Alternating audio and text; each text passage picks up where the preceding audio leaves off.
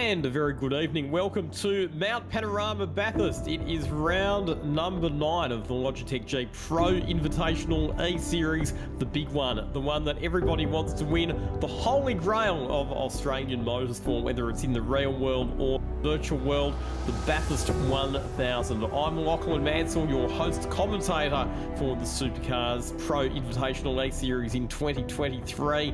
It's coming to you live right around the world on Race Stars TV, whether you're tuning in on the YouTube channel, Facebook, or whatever your preferred social media platform is.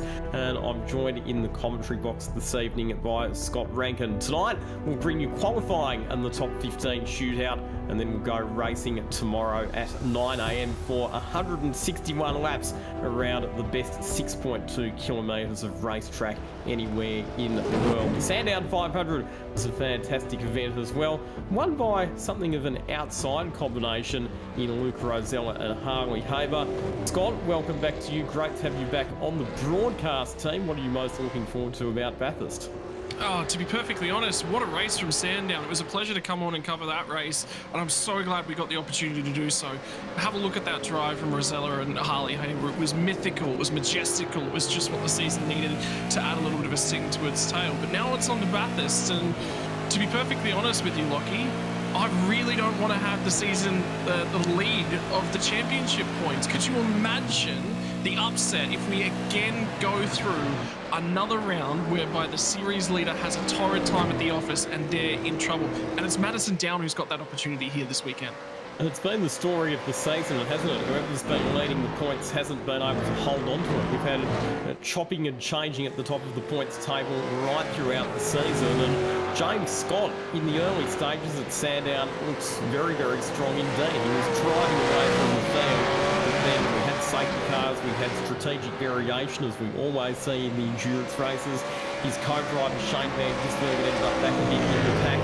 Made a mistake during his stint, and they had to fight their way back from there, and that has allowed Madison Down, who finished on at the podium along with his co-driver Corey Shepherd, to regain the championship lead after they finished on the podium.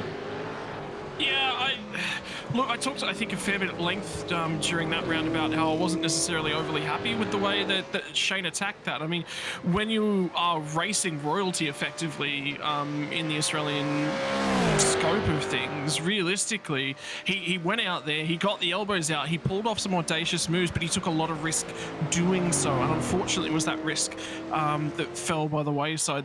You know, for Dylan O'Shea, unfortunately, there was a post-race penalty, so whilst he may have celebrated on the night, brought home in second place, it wasn't to be afterwards. There was a safety car procedural breach that was picked up and added to his post-race time, which eliminated him and his teammate from being in the folds and being in contention post-race. So remember, at the end of every race, everything is provisional until it's all locked in. And for Dylan O'Shea, I said to him, I actually sat down with him and had a little bit of a chat post-race, and I said, that is the best I've ever seen you drive. I've been commentating you for a fair while now. I've looked at you week in and week out, and that was probably the best. And he said, yeah, I'm feeling really, really good. I'm feeling comfortable. I'm feeling in the best condition.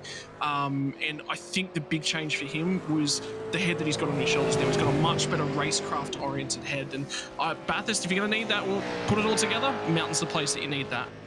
Yeah, I felt a bit sorry for Dylan O'Shea and his co-driver Corey McFarlane, because they drove an impeccable race, or so it seemed, at Sandown, apart from that safety car procedure infringement that you talked about. They qualified well, they had strong race pace, they nailed the strategy, they found themselves not just in the lead pack, but in the lead of the race in the final stint, and it was only in the last sprint to the line that they were overtaken by the charging Luke Rosella. But even despite the fact that the result that they got at Sandown ended up being 17th after that penalty was probably not reflective of their performance throughout the event, it will still be a big confidence boost for them heading to Mount Panorama. On the subject of just coming back to Shane Van Gisbergen, so we do have a few real-life drivers competing this weekend in the Bathurst 1000. Apart from Van Gisbergen, you've got Anton De Pasquale and Andre Heimgartner are both back. Richie Stanaway now slots in as well to join Brenton Hobson.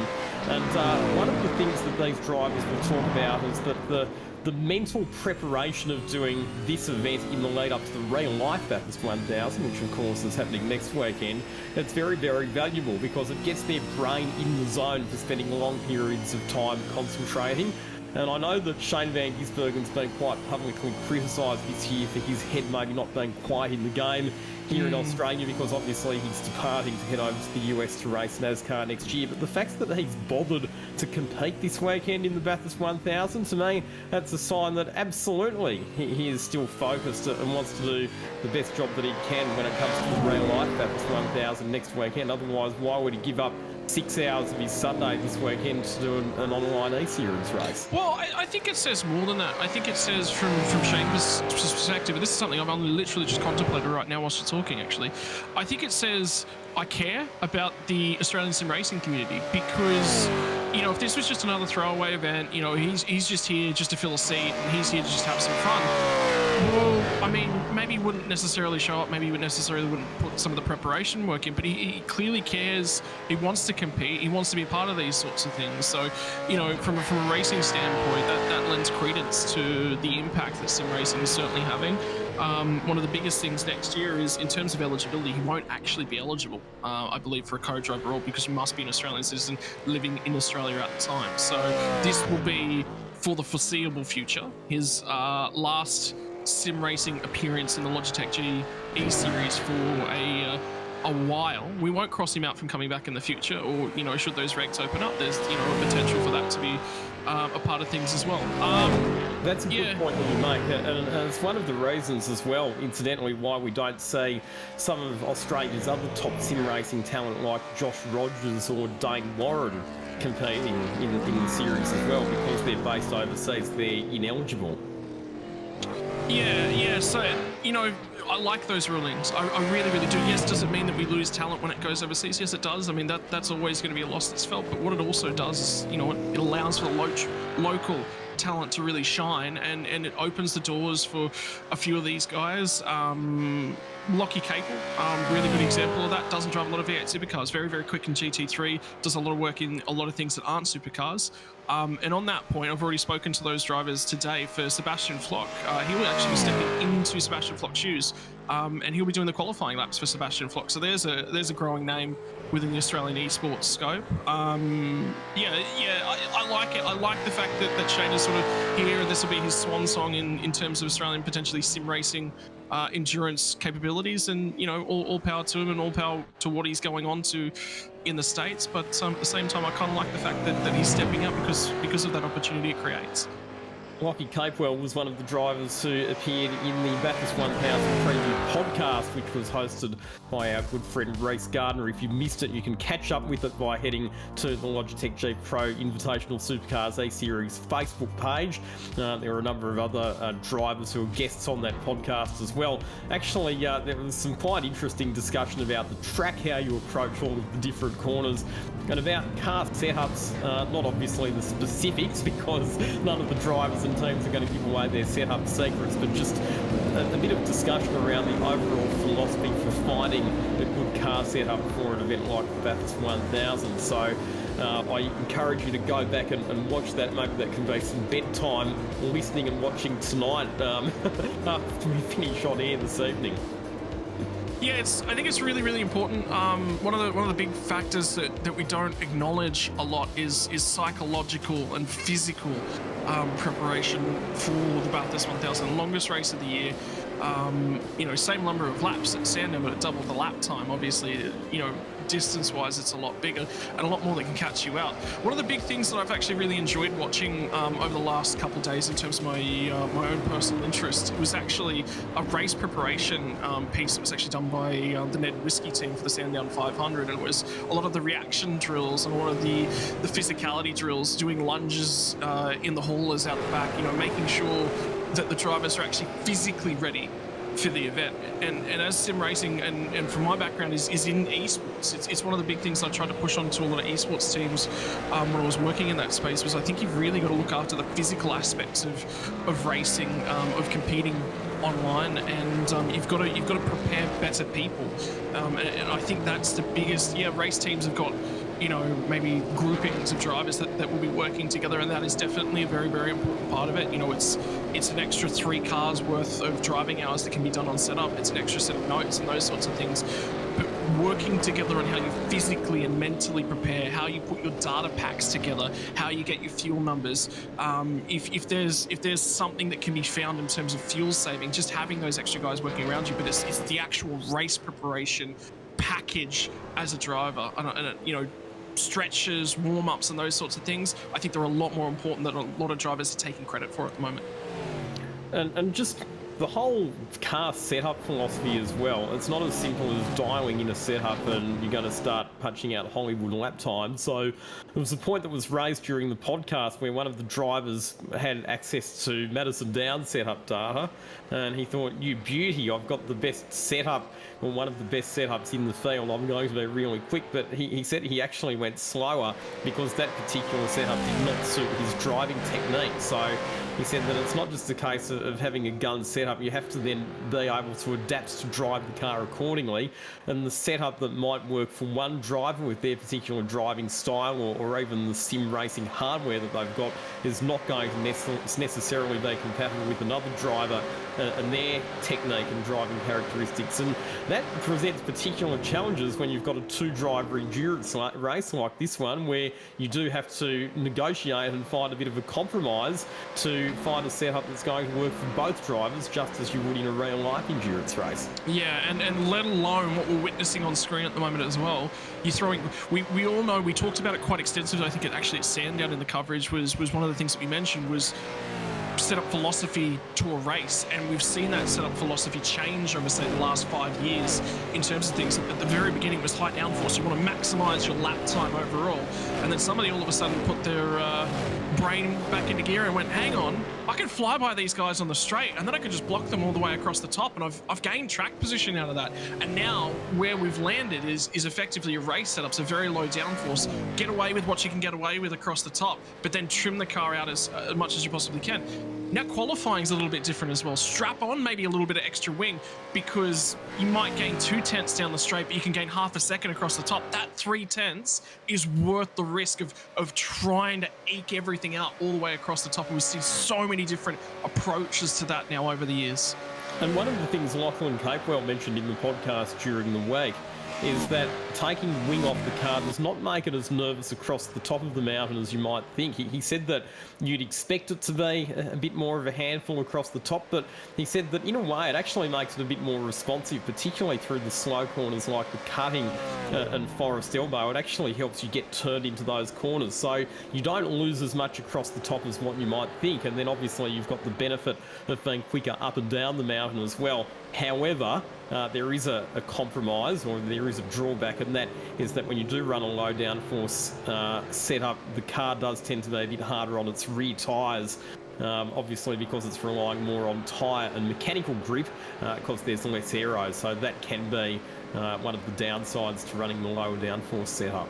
And just think about it. Think about where our big braking zones are and where our biggest overtaking opportunities actually are. Yeah, they're at the end of a long straight, but you've also got a braking zone there, and a very, very long braking zone. It's where we're going to be doing most of the braking right around the track is at the end of Mountain Straight, at the end of the chase. So actually physically getting in there and having, an extra 10 kilos worth of downforce translates to being able to pull the car up a lot quicker, let alone, well, you got to create more downforce in one method, and that method is to add more drag to the car. It's not quite efficient that way, but that does help in terms of things. So, just different approaches. In the meantime, qualifying laps are coming out thick and fast, and I think we're going to see probably this already strategy. These guys are going to push on, get back to the pits, strap a new set of tyres on, come out again. You're just going to see this looped over and over and over again. They've got their one lap in, and for now, it is James Scott that stands atop of the tree. Yeah, and obviously the key thing here is making sure that you're inside the top 15 for the shootout. Most of the cars are being qualified by their primary drivers. However, I've noticed that Forza El Nabi is in car number 89, which he's sharing with Wayne Burke. So it's one of the co-drivers who's taken on qualifying responsibilities. Another one, as you mentioned earlier on, Lockie Capel, who's qualifying the car that he's sharing with Sebastian Flock, so there are a few co-drivers who have been installed for qualifying. Let's talk about the track itself. That was one of the other interesting things to come out of the podcast. It was the ways that the drivers approach each of the different corners. Plenty of them here at Mount Panorama, 23 in total. But I stoically refuse to call Mount Panorama corners by their numbers, because I'm of the belief that the best racetracks in the world, the corners have names, not numbers, and Mount Panorama is one of those racetracks. Oh, isn't it? Let alone the history and the grace and the drama. I mean, you know, when we're sitting down here and we're talking about the event, we're talking about everything that goes on, and you say, yeah, corner names and this and that. It's the drama. I think the biggest part of Australian motorsport is right here. Each and every one of us can sit down and remember a moment attached to every corner. Do you remember Scaife blowing a clutch on the way down into turn number 1? Well, it was the struggle of getting through turn number 1, and it was Mountain Straight. That's not even a corner. You know, we've all got these memories associated with every little bit of wall, every little bit of racetrack right around here, whether it was the old layout without the chase, or whether it's the current day layout where you've got to do an extra little bit of braking through the lap.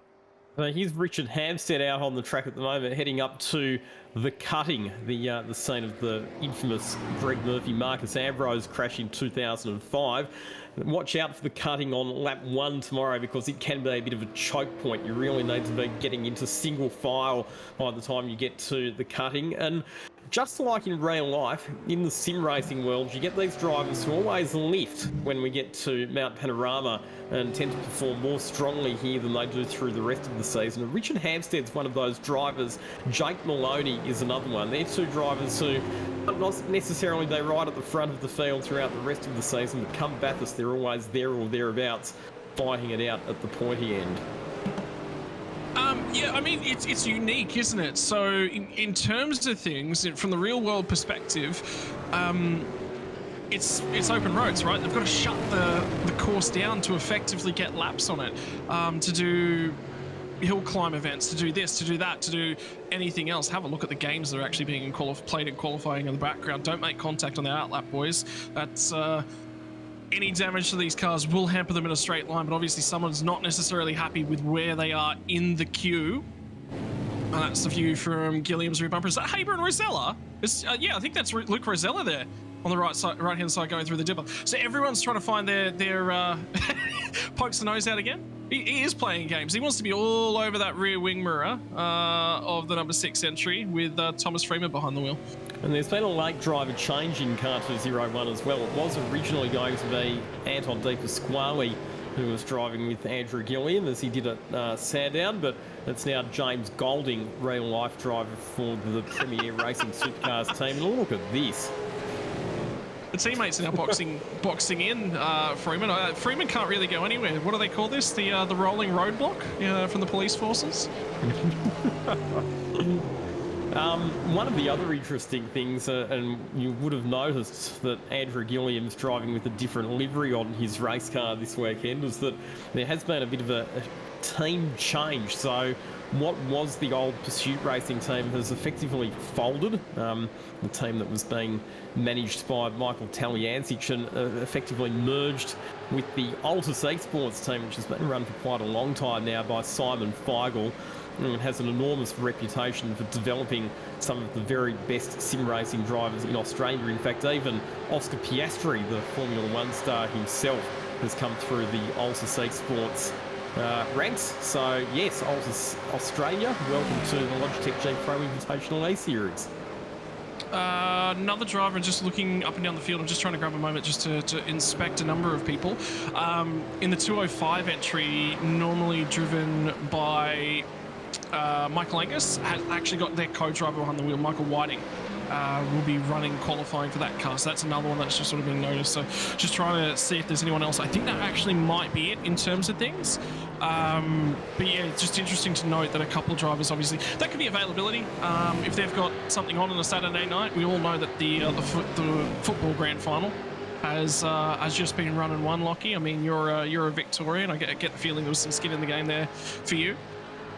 Yes, you'd be correct in regards to that. And I'll tell you what, when Collingwood win, it seems like the whole of Melbourne shuts down. So I wouldn't be surprised. I know that a few of my real life race driving friends were in attendance at the grand final, including Dylan O'Keefe, who we've seen do a fair bit of sim racing in the past, and obviously a very accomplished real life driver. And in fact, I know that there are at least a couple of cars that are not taking part in qualifying tonight due to other commitments, be they AFL commitments or otherwise, including I believe Brad Rattu's car is not qualifying, so they've been given special dispensation by the stewards for a rear of grid start tomorrow. I mean, look, it's fair enough when you talk about things thus far throughout the season. It's all been one day, one race, one qualifying, all on the same day. Well, you know, first time of the year, it's really not that. So I like the fact that that life can still find a way around sim racing. It's not the be all end all yet, but for some of these drivers, they are getting close. Number of drivers not finishing their second fast lap. So a couple of things coming out of this at the moment, Lockie.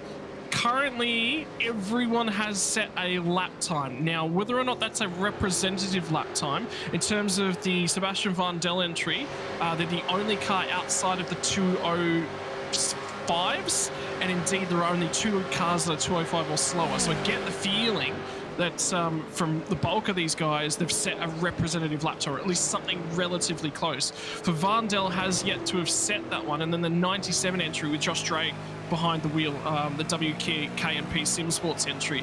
They're the other one that's outside the 205 marker. They just improved by 1/10 of a second, but unfortunately, not quite quick enough at the moment. And have a look at Brady Myers' response as well. Always quick when it comes to qualifying.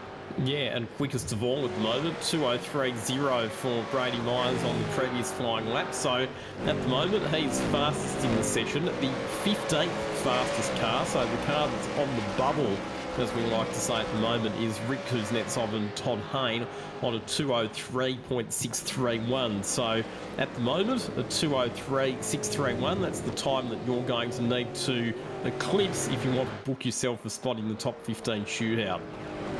And having a look from them as well, the difference between them and, say, 10th place, if we were to limit it to 10th place, is less than 0.2 of a second. So realistically, 0.2 of a second for those guys grabs you 5 spots, unless you're inside the top 15, at which point it doesn't really matter all that much. You've got to deal with the pressure later on of having to get it done on a single lap. So not a lot of bankers for me, Lockie, going up and down the field. I think everyone is literally pushing on every single lap. There was no attempt to come out, set a lap, and then get on with it. It's just go, go, go. Set your fastest lap from work, go. Don't try and improve as the session goes on. Leave it all out there, and if you make a mistake, you've got 4 or 5 attempts to have a crack.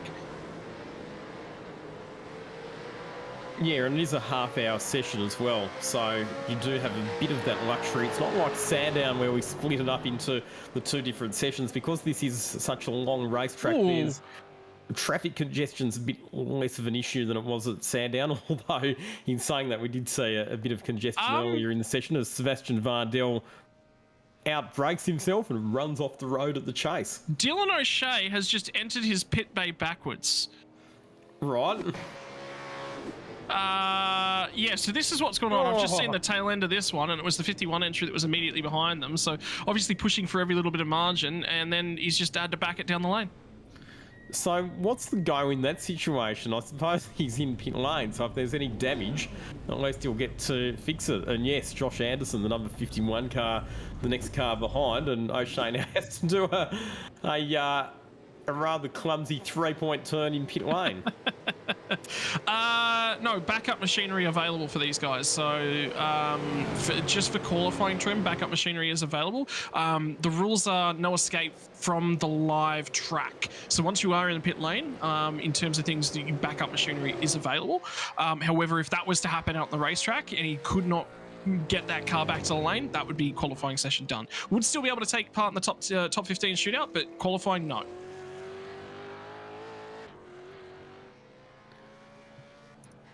So just having a look at timings. So we've had 34 cars recording time so far. So by my reckoning, there are 6 cars that we would expect to be in attendance that are not here tonight. So like I said, I think you'll find that some of those will start at the back of the grid tomorrow. Yeah, just picking up for unfortunately, I think the 77 car at the moment, they're actually on a flying lap right now. And in terms of things, in terms of that track map, the queue of everyone bustling around and doing it Formula One style is going to be right there at Skyline about now. So if he's on a lap, he's going to come across them. I think he's actually just set a lap time. Yeah, on his most recent lap, he's done a 2:03.329. So this is actually his lap back to the pit lane. So he's going to be okay. I was a little bit worried about this for a second, that this was going to be a flying lap. But yeah, this is just him attempting to get an extra lap in. They're out of sync in terms of where they are in track position. But yeah, they'll come across the queue, get everything done. Good job.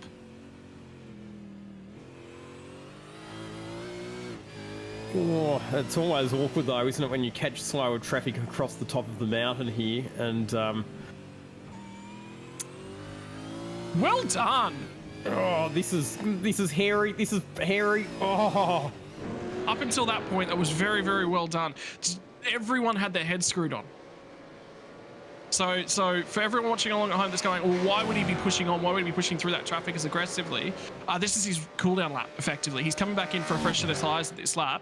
So every opportunity to squeak pace out. So he saved himself, you know, instead of being a little bit slower on things, pushing on there means that he can get back down to the pit lane. He's got another couple of attempts. So you want to minimize that amount of time, your downtime within qualifying, and use that time to set representative lap time. So it's lucky you actually wasn't on a flying lap then. So just went back and had a look at some of the conversations with admin as well. So the Brad Rattu, Hayden Harrison car confirming that they will start rear of field tomorrow. Also, Luke Mitchison and Justin Wallace, they have requested to start from the back of the grid tomorrow as well. One of the things, obviously, it's such a long race, and of all of the races on the calendar, you'd have to say that qualifying is probably the least important for this one compared to all of the others. The advantage of qualifying well is that it means that you're not going to be in the cut and thrust of the mid-pack and potentially exposed to getting caught up in somebody else's drama early in the race. Yeah, so a bigger difference that people are going to notice tomorrow in terms of race pace is that your opportunity to actually overtake around here in sim is massively limited to drivers that are all very, very, and the drivers, believe me, drive the cars a lot more similarly than they do in real life, and there's a lot less of a difference between the drivers in sim compared to real life. In real life, you've got a little bit more leeway in terms of the wing angles that you can run and different bits and pieces of how you press the tyre into the circuit. So the opportunity for overtaking in sim is actually lessened. So realistically, only at the chase, only really looking at Griffiths. If you get cheeky, the cutting in turn one, maybe at Murray's. Again, if you're getting cheeky, the biggest difference I think between sim and this track is that in the sim, we've got a slightly older variant. The curbing at Murray's is not the same as is currently in real life right now. So riding that curb is a lot more difficult. The way that you actually approach that car is slightly different. So there is some differences in the way that these guys will go about their racing, and in terms of things, this nearly becomes qualifying is so much more important at Bathurst because you want to be ahead of the junk. If anything should happen, if somebody's sideways, if the track becomes jammed, you've got to be ahead of it. Yeah, because if you have an accident early on, it's going to compromise you for the rest of the day. But tomorrow there'll be driver changes and strategies and all of those other variables to take into consideration as well. As we see a few drivers moving up. Richard Hampstead's moved up a spot. Marcello Rivera gets into position number 13. Rehan Lenage now up into the top 15. And immediately, though, gets displaced. We're seeing some chopping and changing because Rick Kuznetsov has just moved up into position number 10. So Matthew Bowler and Bo Albert now on the bumper, sitting in position 15 on a 203.603. And it's James Scott now to the top, first man into the twos, 202.93 for James Scott. And how critical is that? I mean, that he can now sit very, very comfortably on that lap. That will secure him through to the top 15, and it'll probably secure him towards the front of the top 15. That's going to be a very, very difficult lap to beat in these conditions. But you just keep going, don't you? It's not like real life where you've got limited sets of tyres to worry about and not wanting to wear out the car. Those factors are not an issue in sim racing, so you might as well keep pressing on and see if you can further improve the lap time. Well, I mean, there's also weather conditions. The weather conditions can change a little bit. 1 degree worth of track temperature around Bathurst is actually a little bit more significant than it would be at other circuits. At Sandown, it's nearly insignificant. You're looking for 4 to 5 sort of degrees before there's a major change, but the longer lap time, that 1 degree worth of track temperature and the way that the car presses the tyre into the surface, and indeed the tyre model, does change quite dramatically. The clock is ticking on as well, so it's just before 2 p.m. In sim time, and that is quite critical. 2 p.m. seems to be the peak of the heat of the day. After 2 p.m. it'll cool off. So a lot of different factors there, Lockie. A lot of different factors that these guys will all be aware of and all be. And the other side of the coin is, why not? Like you said, you've got fresh rubber, you've got extra sets of tyres. Why not? Why not go back out for another stint? So who's outside the top 15 at the moment that could press on and move themselves up? Well, Adam Briggs, we know that he's an accomplished sim racer, currently sitting in position 20, a bit further back than we'd expect him to be. Tom Freer, a very capable steerer. Brenton Hobson down in 23rd. He's another one that you would have to say is capable of improving. So there's a few drivers there that are outside at the moment that definitely have the potential to push forward and score themselves a spot in that single lap shootout that we've got coming up a bit later on. Yeah, I mean, you look up and down, the end result of this is, yeah, I mean, could somebody jump out and jump on top of things? We were talking earlier about, you know, everyone brings out their best in terms of the Australian sim racing community for Bathurst. Well, I'll give you an alternative point of view. Yeah, we already talked about track shutdowns. Well, what's everyone's favourite track in Australia? It's generally going to be Bathurst. You want to tame the mountain. You want to feel like you've conquered it. So the difference between Australian communities and other communities, well, you talk to the guys from Germany, I guarantee they've put endless laps into the Nürburgring Nordschleife, and there's a lot of drivers right the way around the world that have certainly done that. But for the drivers in sim racing communities, some of them just excel at Bathurst. Some of them like getting up close to the wall, but at the same time, some of them have just done thousands and thousands and thousands of laps around here. And with that level of experience, it's tough to beat. And that's why people that I was talking about before, like Richard Hampstead and Jake Maloney, have got good records here at Mount Panorama because they're drivers who have both done lots and lots and lots of laps around here. So the order at the moment, James Scott fastest, Brady Myers second, Andrew Gilliam in third position at this stage. Qualifying's been a bit of an Achilles heel for Andrew Gilliam so far this season, but he has had a race win at Belle Isle. Didn't qualify very well at Sandown though, and then got caught up in some chaos and ultimately finished well down the order. When he was driving with Anton De Pasquale, they ended up finishing down in 13th position. So he'll be looking to make amends for that tonight. Dylan Rudd continuing the strong form that we saw from him at Sandown, 4th position. Ditto that for Luke Rosella in 5th at the moment. Dylan O'Shea 6th, Josh Anderson 7th. And it's Jake Burton, Ethan Griggold, Rick Kuznetsov rounding out the top 10. Jake Maloney, Madison Down probably a bit further back than we'd expect to see him in 12th. And then it's Forzen El Nabi, the sole co-driver inside the top 15. Marcello Rivera, Matthew Bowler sitting on the shootout bubble at the moment in position 15. So big issue now, Sebastian Vandel, he's chasing up to these guys. He's actually on a live lap time. So that will be an issue for him. Sebastian's, I just had a quick look through his laps. He hasn't actually set a representative lap time, I don't think, yet. He's only set a 2:06.363. And this is actually critical for him because this will be the final opportunity that he's necessarily going to get. If I was in this car's perspective, and if I think this lap is going to be compromised in any way, shape or form, he may get away with it. Yeah, pit right now. This is what I was thinking was probably going to be the better approach. He's not going to be able to representatively finish this lap, get into the pits. This will net him one more chance. Oh my goodness me, we've just had a massive collision on the exit of Hell Corner. A couple of drivers obviously very enthusiastic to start their flying laps, overly so, and they've tangled. One of the points that was raised during the podcast during the week was that Hell Corner is the most depressing corner on the racetrack. The reason being that you've got 6.2 kilometres of lap to get through, and you can so easily throw it all away in the very first corner. And it is a critical corner, hell corner, because it leads onto such a long straight. And O'Shea's, remember, Rehan Leonage didn't even complete a lap of the Sandown 500, or I think he only completed a couple, actually. I'll take that back. I think he might have only completed 2 or 3. But the critical factor for them is that they were looking to have another go here, and for Dylan O'Shea, he's just snagged the grass on turn-in. And Rehan Leonage, unfortunately, in the wrong place at the wrong time. That'll be disappointing for him, because he was looking to push up and probably try and score a berth in the top 15 shootout, but with time ticking away in this session, that probably blows that opportunity now, because I don't think he's going to have time to get back. There won't be time. There won't be. Get out and set a flying lap, so that's going to ruin a few drivers' chances of improving. Marcello Rivera, did he get caught up in that one as well? I'm pretty sure he did. Yep, bang, straight into the back of Dylan O'Shea, and that'll be his session over and out as well. So something else I want to talk about that'll be relevant for tomorrow is co-driver duties. And for a lot of these guys, their co-driver's actually not in the session, so it's just one driver at the moment. So spotting duties is part and parcel of that.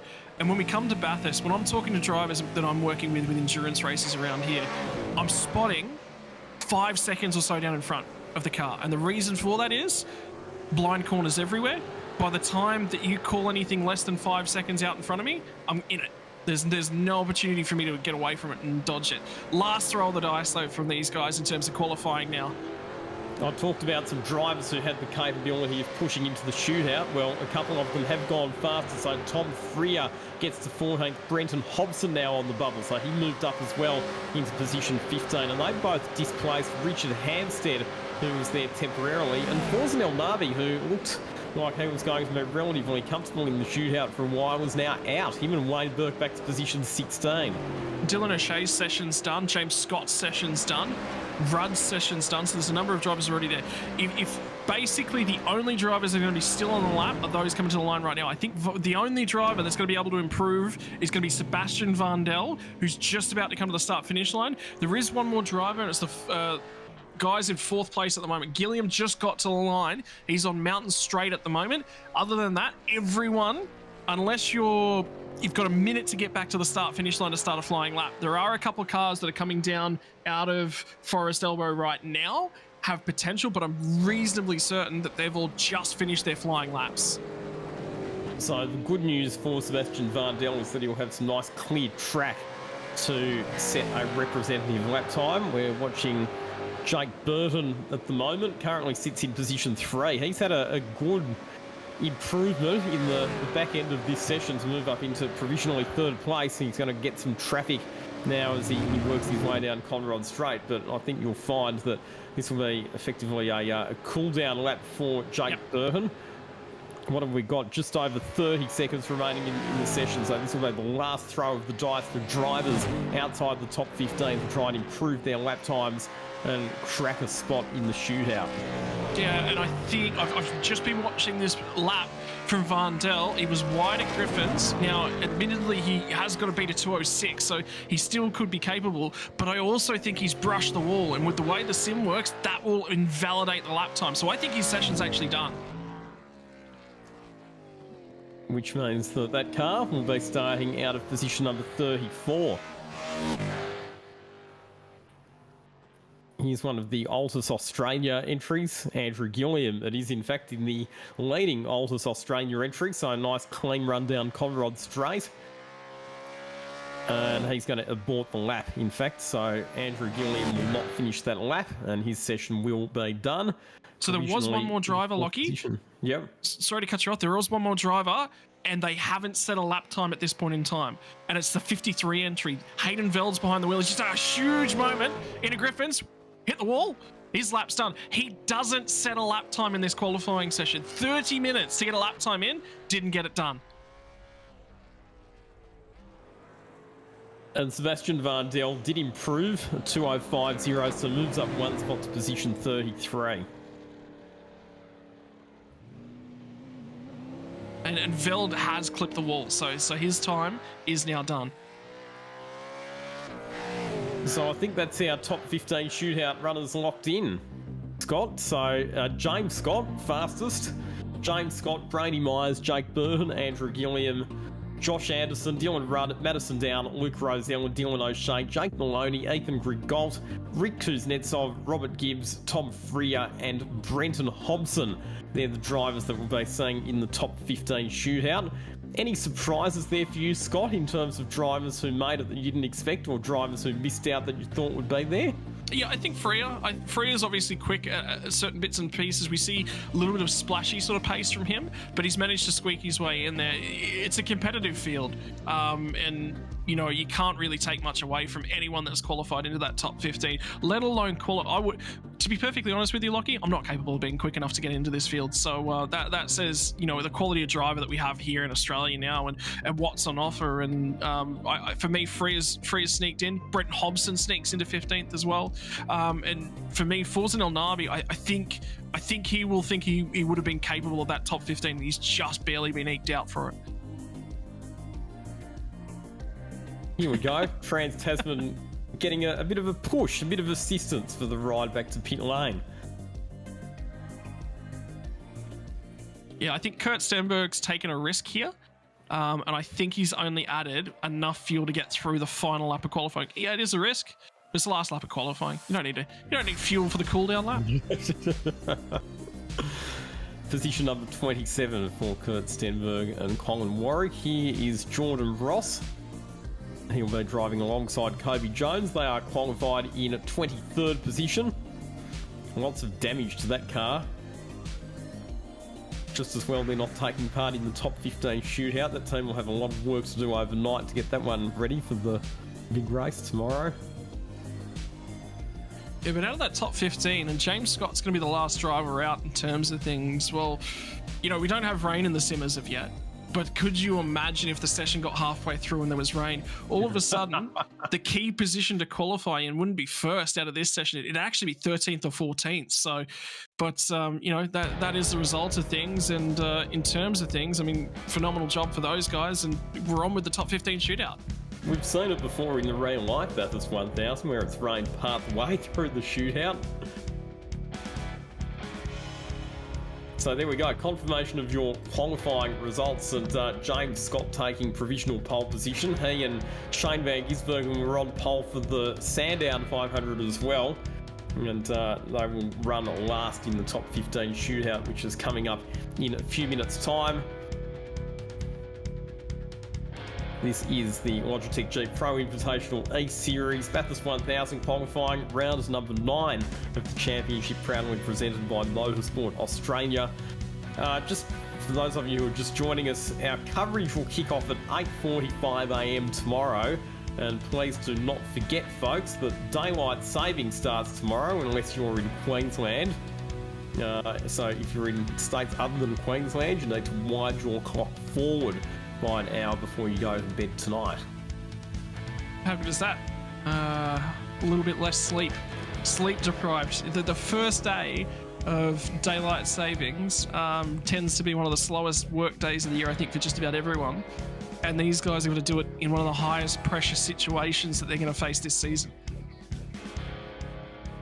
Yeah, I think a lot of people will probably go pretty much straight to bed as soon as qualifying in the shootout is done tonight to make sure that they're well rested ahead of the big race tomorrow. Hands a little bit of an advantage to the Queenslanders, though. That is true. Who is from Queensland? I can't say that I've checked up on the geography of all of the competitors. So do we have I can tell you a couple of guys that are actually out of New Zealand. I do know Michael Taliancic is a Kiwi.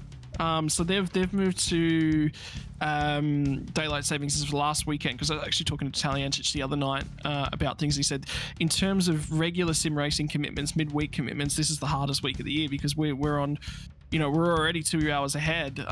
He finished a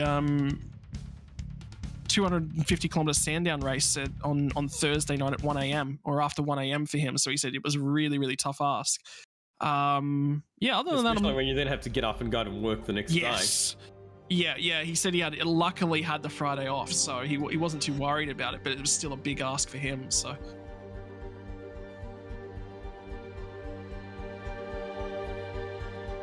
But But have a look at the team names as well that dot that top 15 in terms of things. Synergy Sim Racing, a number of entries for those guys. The 9.5 Sim Sport entry of Dylan Rudd, strong and deep within the top 10. Very strong performance for those guys. But the number of Trans-Tasman's entries says that they have just found something. Whatever it was that they were looking for, they went searching and they found it. There's no doubt that the big and experienced teams do always lift when we get to events like this. I think the experience, not just when it comes to car setup and data analysis, but the teams that have been here before understand the flow of the race, understand how to read the play and make the right strategy calls on the run. You cannot underestimate how critical that is. And tomorrow we'll have variables with pit stops and traffic and potentially safety cars falling at inopportune times, and you have to decide whether or not you're going to pit under those safety cars. Yeah, we're actually sitting around, Lockie, and debating race strategy as well. And there's no clear favorite in terms of which we all like. We all sort of put 3 or 4 strategies together. Even last minute, we were just penning in a fatigue management strategy because again, Bathurst, it's not necessarily. It's not the same level of fatigue that we're going to experience of a real life 1000. There's no engine blasting hot air in your face. There's none of that business. There's no physical downforce requirements, G-forces being applied to you. But the fatigue management factor does still play a part of this race. It does. So when we were discussing strategy earlier on, we basically worked out that we're expecting, if it's a green race, we're expecting it to be 6 pit stops based on the fuel range, which is about 24 laps. You can possibly stretch it a little bit further than that if you do some serious fuel saving, but green flag stints running at a normal race pace, it's about 24 laps. So your first stop is going to be somewhere from lap 17 to 24, your second pit stop from lap 41 to 48, third stop from lap 65 to 72, your fourth stop from lap 89 to 96, fifth stop from lap 113 to 120, and then your sixth and final stop from lap 137 to lap 144 for the run home. But then within that, there's some other boxes that you have to tick. So for example, your co-driver has to complete a minimum of 54 laps, but that doesn't really fit neatly into your fuel range, because if you put your co-driver in for 2 stints, 24 plus 24, that's only 48 laps. So your co-driver's probably going to have to do 3 stints throughout the race. Added to that is the fact that no one driver is allowed to do more than 80 laps in a row. So it's not a case of put one driver in for the first half of the race and then the second driver does the second half of the race, because they will exceed that maximum continuous driving time. So what we're thinking some teams will do is they'll probably start with their primary driver. They'll run through to lap 24. Co-driver will then get in and run 3 stints from lap 25 through to about lap 89. And then the primary driver will get in on lap 90 for the run home. But sometimes teams might choose to start with their co-driver, and if you've got a good co-driver, that's definitely an option that is worth considering. Or there might be other teams that run their co-driver a bit later in the race, again if they've got a competent co-driver, so that the primary driver doesn't have to do a triple stint at the end, so that they're nice and fresh for the run home. Well, even a double. I think the best range, particularly with just the amount of force and the way that this car is so much more mentally fatiguing to drive than anything else that's on the sim. You've got to be thinking about your roll bars. You've got to be thinking about your brake bars. You've got to be thinking about your tyre pressures at this point in time for Brenton Hobson.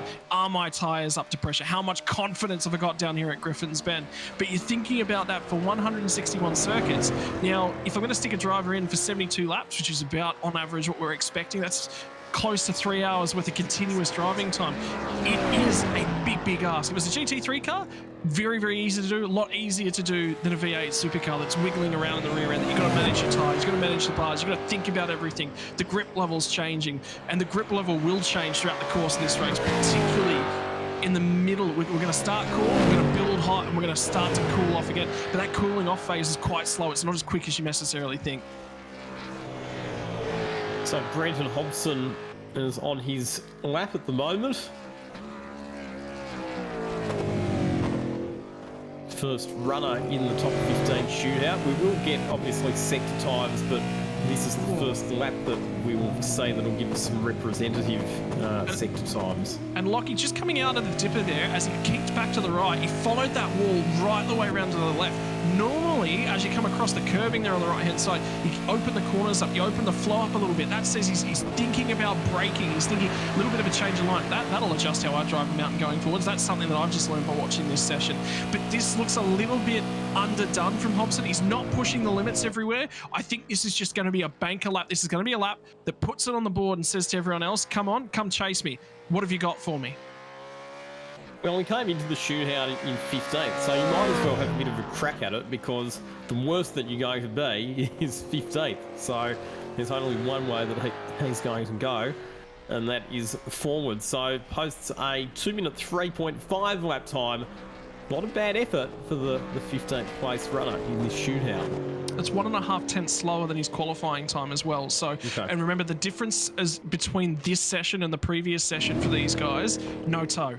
They were all in that big pack. They were all picking up a lot of toe. The benefit, I think they've got a car that's very, very good working across the top, and it needs cleaner air. And I don't think they maximise necessarily their performance out of that pack. So I think there was some latent potential there for Brenton Hobson.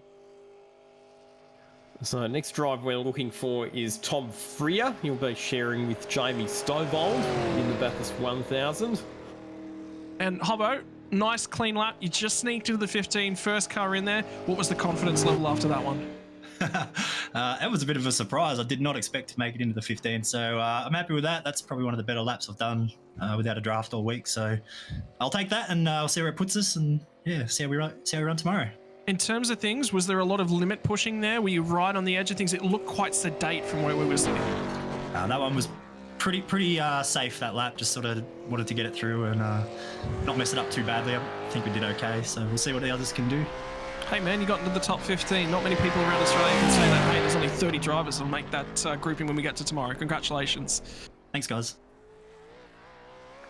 Good job, Brenton Hobson. Here comes Tom Freer through Hell Corner. He used a lot of curve there on the exit of the road. He had the right wheels almost out into the grass, so looking to maximise the track width for the best possible exit out of Hell Corner for the long run up Mountain Straight. And just think about what they just said. He just said it was a little bit sedate. I was making sure that I took some risk. Effectively was what I took out of that. Some risk, but not a lot. This from Tom Freer, he's already a little bit more on the limit. This is a lot more of a push lap. Did he get the car turned down? Don't think he's 100% happy with how that cutting was. He's up already though, so in the first sector he was up by 0.05. In the second sector down on Brenton Hobson by about half a tenth, so line ball at the moment. But did you see the car wiggling all the way up underneath the gum tree? And he was on the edge right there across the top as well. Maybe those comments that Lockie Capel said to you, he's trimmed this car off. Maybe there's a little bit less wing on this. He's really having a crack. But he lost a tenth to Brenton Hobson in sector number 3. We actually have more sectors than we do in real life when it comes to the sim timing. And sector 4 down by another tenth as well. So he's bleeding time to Brenton Hobson. It might have looked spectacular across the top, and he's wringing the neck of it, but it's not translating on this stopwatch. Well, I mean, now there's a breath of fresh air. Think about things. You've made a couple mistakes. Your first tent was good. Now you think about things. A lot of time all the way down corner. All right, switch back on into the chase. Is he going to go deep? Is he going to push that margin? Does he think he needs to? So line ball with Brenton Hobson through sector number 5, I beg your pardon. So coming around to the final sector, I reckon this is going to be on for, as he gets a little bit sideways out of the chase. I'm thinking probably a 3.7 or a 3.8 this will be for Tom Freer. Negotiates his way through Murray's Corner and across the line, and moves up into position number 2 on a 3.8. So obviously very switched on very early in the lap. I think he actually got a really, really good exit in terms of things right there off of Hell Corner. But from there on, he looked a fraction hot if we're thinking of things into Griffins. And Tom, it was a tricky lap, man. You looked on song. Couple sectors there were very, very quick, but there was a few mistakes. Yeah, there was. Obviously turn 1 was the big one, and then again at turn 2 and the cutting, so it just sort of carried for the remainder of the lap really, which is quite unfortunate, but we're in the 15, push on, play again tomorrow. Mate, there was a lot of bark out there and no bite, but there's a lot of bark behind you. A little bit of distraction in the lap? No, luckily it started after the lap, but yeah, either way it was just going to be the same, really. Mate, you better go and placate them because I think they're a little bit disappointed in lap time. So Yeah. it sounds like your dogs are a big fan of your work. Yeah, they're not very happy with me. Good luck tomorrow, brother. No worries, thank you.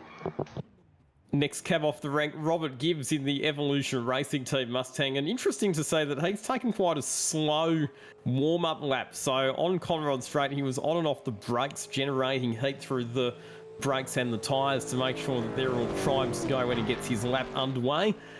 Down into Murray's corner, keeping it nice and tidy. And Robert Gibbs, third runner in the top 15 shootout on the mountain. But it's really, really important that we sort of heard that from Frere as well.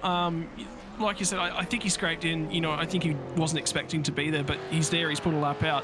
But how important is it? There's some drivers up and down the field, and I'm one of them, that I can talk to you at 1,000,000 miles an hour whilst I'm driving a race car. And there's other drivers that've got to have intense silence. Anything that's a little bit out of the ordinary, anything that's in their zone is going to knock them out of that comfort zone, is going to knock tenths out of their lap time. So really, really important to know. Good start to the lap for Robert Gibbs. He's already up by almost a tenth compared to Brenton Hobson in the first sector. So nice run through Hell Corner and up Mountain Straight. The second sector mark comes up just as they press the hill at the top of Great Park. So let's see what it's like. And it's pretty much line ball with Brenton Hobson. So overall, I think probably slightly up on Hobbo's time.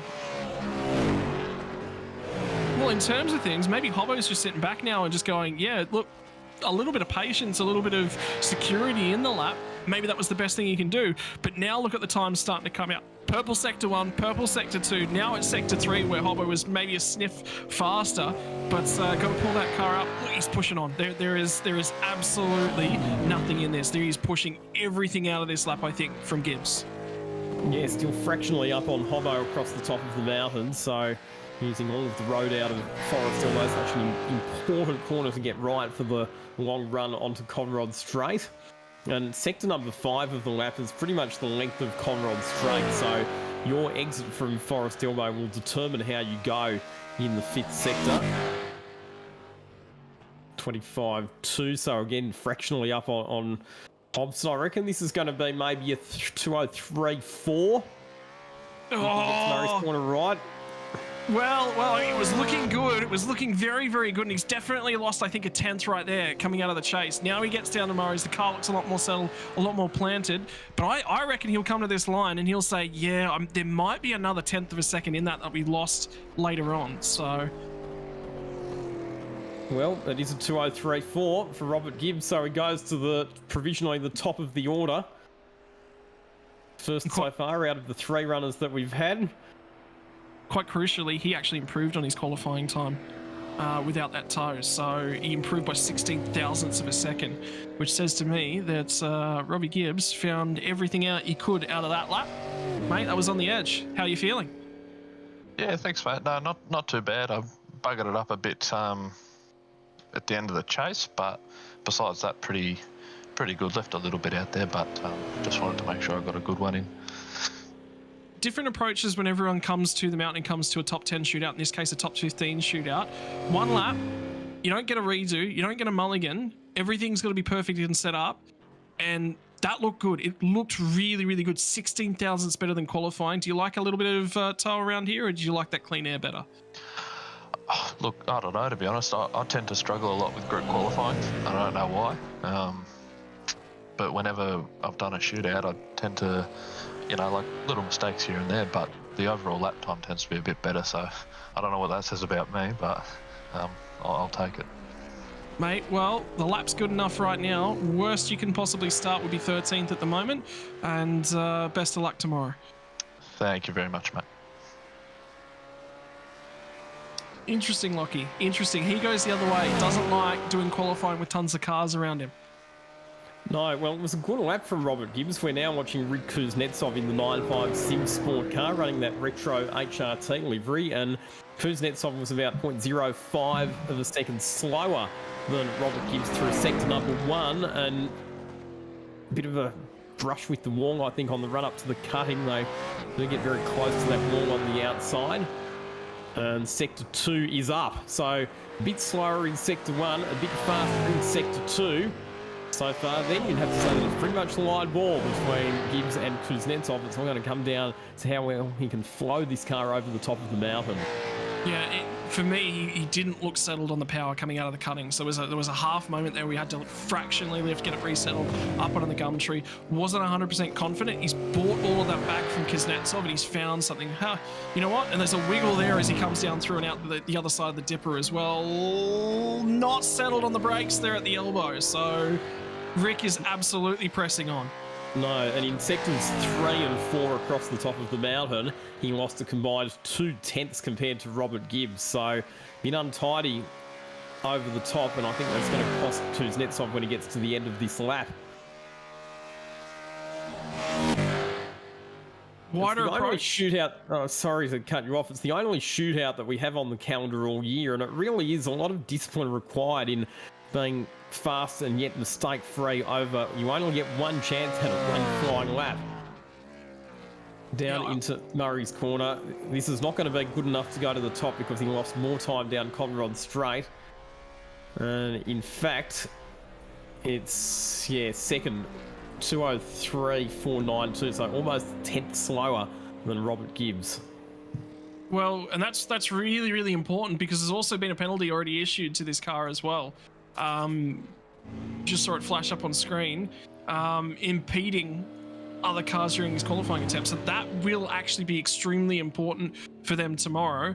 Now the best that Kuznetsov can qualify becomes 13th, and grid penalty to follow. Rick, it looked wild. The rear end of that car did not look settled, and it wasn't an improvement on the qualifying time. It looked like he was struggling out there. Yeah, it was definitely a bit of a safe lap, to be honest. Track was cooler, probably faster, but yeah, it's definitely on the safer side. Mate, in terms of things, we've just finished group qualifying, then we've had the hot lap. It's incredibly difficult in terms of finding that free air and track position out of group qualifying. The penalties just come through. There'll be a 5-place grid penalty for tomorrow. How are you feeling about that? How was the attempt? I don't actually know about the penalty, but yeah, we'll work with it tomorrow. It is a long race anyway, so see what I can do tomorrow and move forward. In terms of Bathurst, confident around here in terms of race pace? Was it an official Bathurst 1000 win I saw a couple of weeks back for you? Yeah, race pace is definitely better than quality pace for me. Knowledge used to be stronger on race pace, so more confident in the race pace than the quality pace, so we'll see how we go tomorrow. Mate, head down, best of luck, we'll see you tomorrow. Cheers, mate. Spoken like a true racing driver, our race pace is better than our quality pace. That is one of the number one comments that's made by a racing driver when they don't qualify as well as they have expected. We're now watching Ethan Grigault, who in the initial qualifying stage probably didn't go quite as well as I would have expected. He's a top 3 driver in the championship. You'd expect him to be right up there, and his first sector has been very slow. 0.3 of a second he lost in sector 1 to Robert Gibbs. In fact, he is slowest of all of our shootout runners so far in the first sector. And there's more to come in that, because that doesn't count Griffin's bend, and he was wide at Griffin's as well. And then it wasn't cleanly pulled up at the cutting. So Grigault has pushed in every single braking zone thus far and hasn't pulled it up. So that's where he's losing all of his time. But then again, look at the traction. The thing was right out sideways out of turn 1. He's pushing hard to try and make up some time across the top of the mountain, but all that time that he put in the first sector, it's going to be very difficult for him to get that back. Sector number 4 and 11.3. It's a line ball with the cars that have come before him in the shootout. That was not cleanly pulled up there, and it's all the braking zones. So whatever they've done to this car to get it ready for qualifying performance, I think they've taken away some braking performance out of this car in terms of 1 lap pace. So whether or not there was an adjustment, they ran a slightly different car running in and amongst the pack of the qualifying session, and now they've trimmed some wing off it as they come through. When we talked at the top of the show, the thing does not perform as well when you trim downforce of it in the braking zones, and that's everywhere he's struggling, is on the brakes. It was a messy exit from Forest Elbow, as you identified, and he's bled another 0.4 of a second through the elbow. So I reckon that this is going to put Grigault into the last of the runners that we've had so far in this shootout. It'll be probably a 4, I reckon. It's a high 3, a 3.9. So slots into position number 5 out of the 5 runners that we've had so far in this top 15 shootout. Ethan Grigault probably not going to be too happy with himself after that lap, but he joins us now for a quick chat. Ethan, unfortunately that lap looks like it was pretty untidy from the get-go and didn't really get much better. Yeah, I'm not sure what happened there.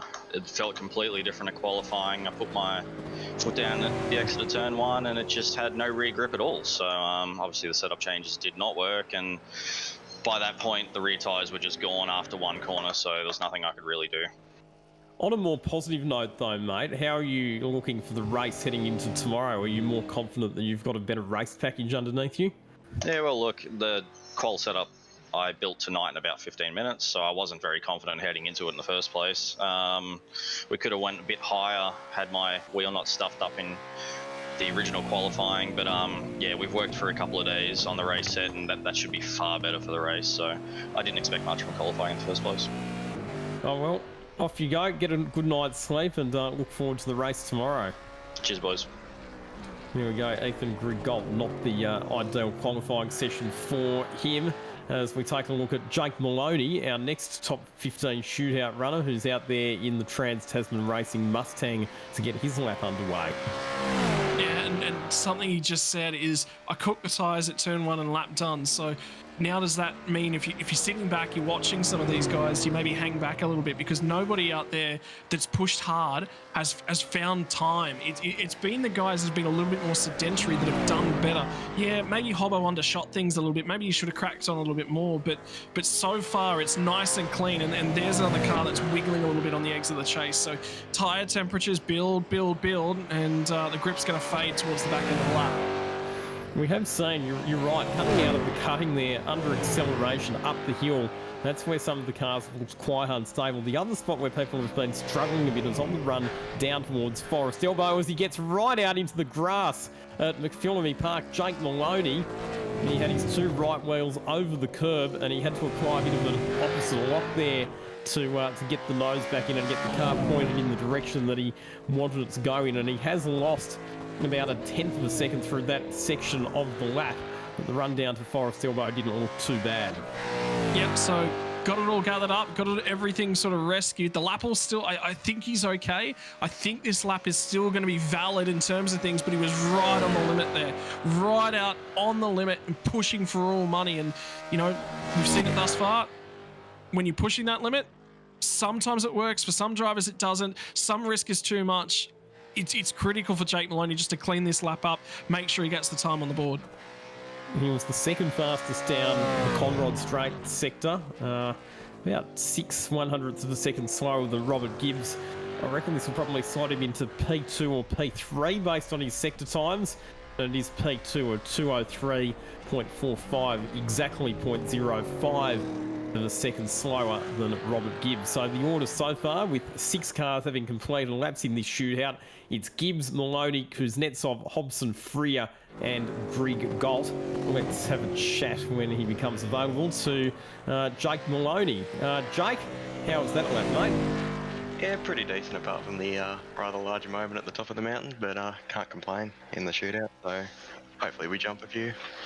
Yeah, well, that moment there at the top of the mountain, it probably cost you at least a tenth of a second, and you only missed up on being provisionally fastest by half a tenth. So overall, the lap probably not too bad. How are things looking heading into the race tomorrow with you and Joe? I think it's pretty good.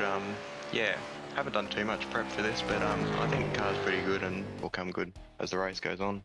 You're one of the drivers who always lifts at Bathurst, so we wish you all the best for tomorrow. Yes.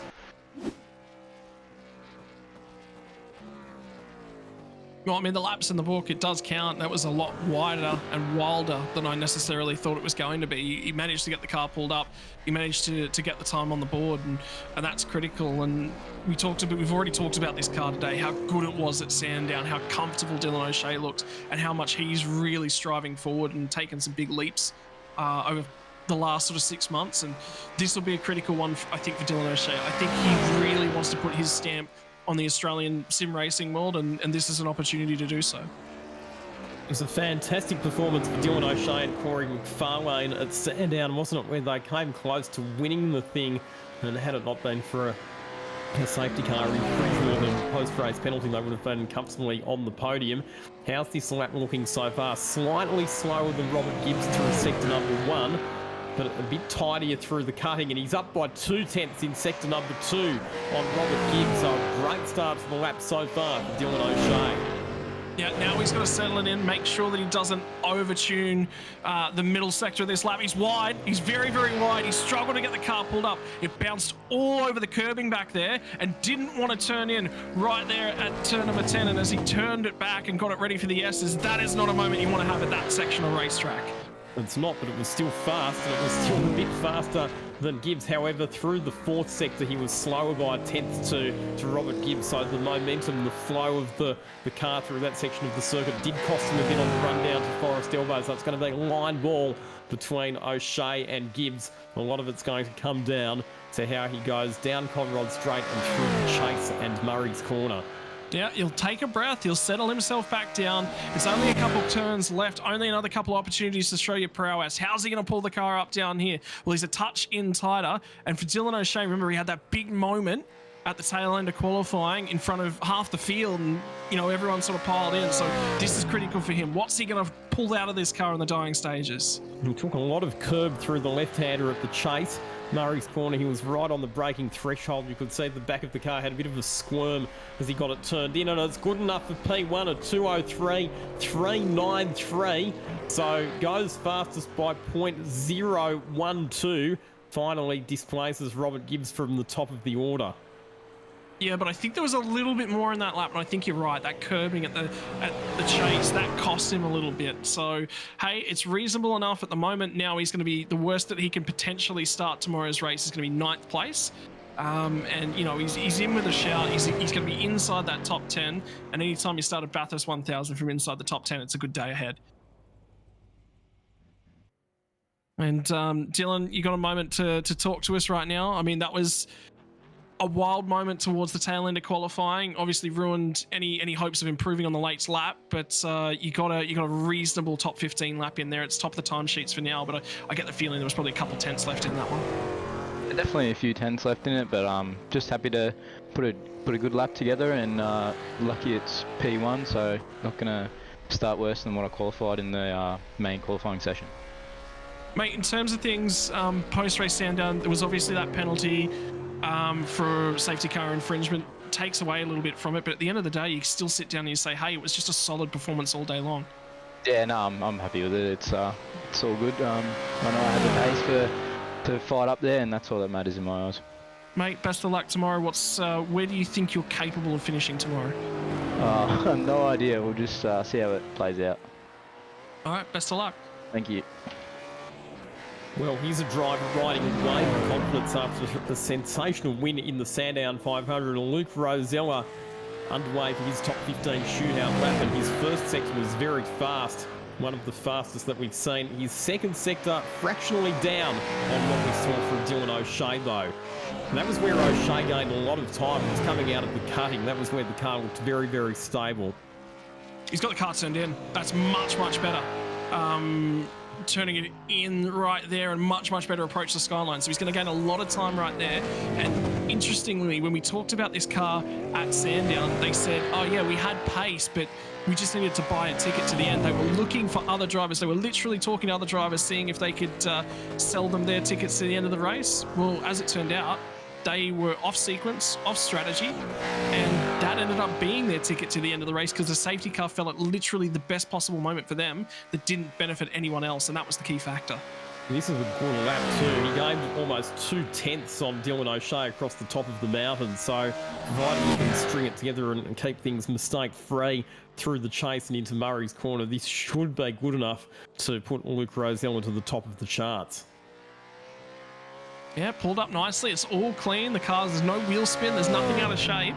So the lap just looked as quick as Dylan O'Shea's, but just a little bit cleaner. And in fact, O'Shea actually pushed it in a few different margins there. It was really the turn in at, what was it, Suleiman Park that was the difference for O'Shea. And that's where he lost a lot of time. That final sector was so key for Rosella. He's the first of the drivers into the twos. Yeah, 2032s. 2032. So goes to the top by pretty much bang on a 10th compared to the time that we saw for Dylan O'Shea. Strung a very tidy lap together. Luke Rosella, you're full of confidence after a great run in the Sandown 500. How was your shootout lap? Yeah, pretty happy with it when I saw the lap time, but I'm not really happy with the lap. Got a bit loose off the exit of turn 1 and sort of hyperheated my tyres, but yeah, sort of recovered a little bit in the middle sector, lost maybe a smidge in the last sector, but you know what, I'm pretty happy with that to get P1 so far, so we'll see what the others can do. At Sandown, we saw that you didn't qualify right at the pointy end, but you were there or thereabouts, and then in the race, your car was an absolute rocket ship. So how are you feeling about your race package tomorrow? Yeah, really happy. I think, yeah, definitely our race package is very, very good. So yeah, we'll see if we can stay out of trouble and hopefully be there in the last stint, so can't wait. You kept us entertained at Sandown. We look forward to more of the same again tomorrow. Have a good night's sleep, and we'll catch you tomorrow. Thanks, Lockie. Here we go, Luke Rosella, driver of car number 55, as we take a look at one of the more experienced drivers in the field and our current championship leader, Madison Down, in car number 77 as the next runner in the shootout. Yeah, don't let Madison hear you saying that too loudly. That might knock some wind out of the sails, I think, in terms of things. It's going to be difficult. He's got a curse to break tomorrow, I think, is the key thing, and that all starts right now with qualifying.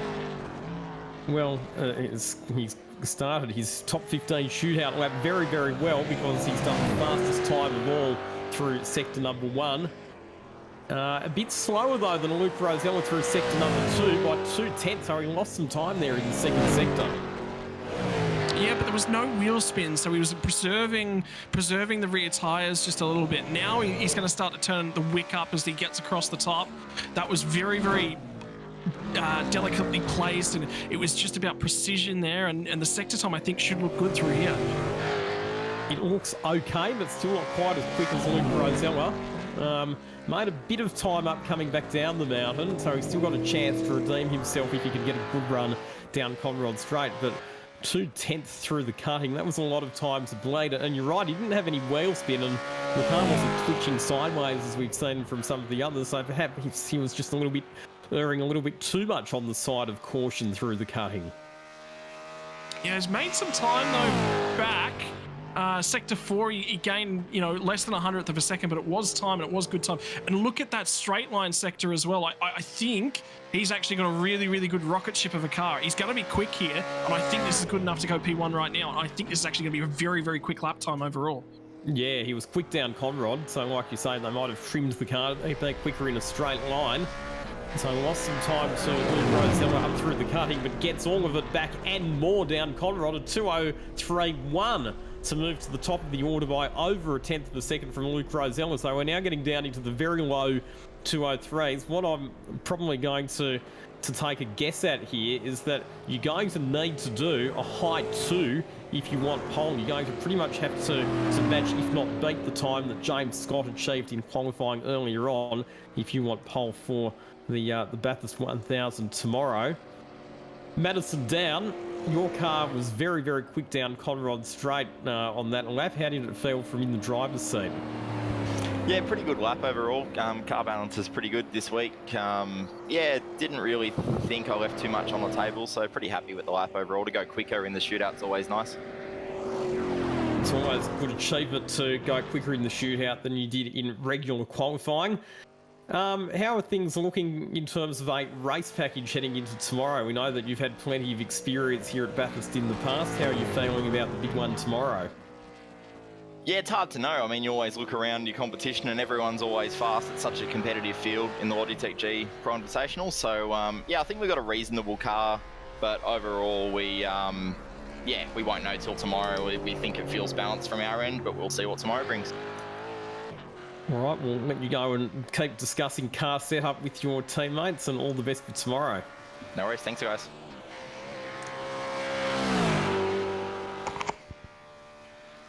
Here's the all-black machine for Dylan Rudd and Griffin Gardner.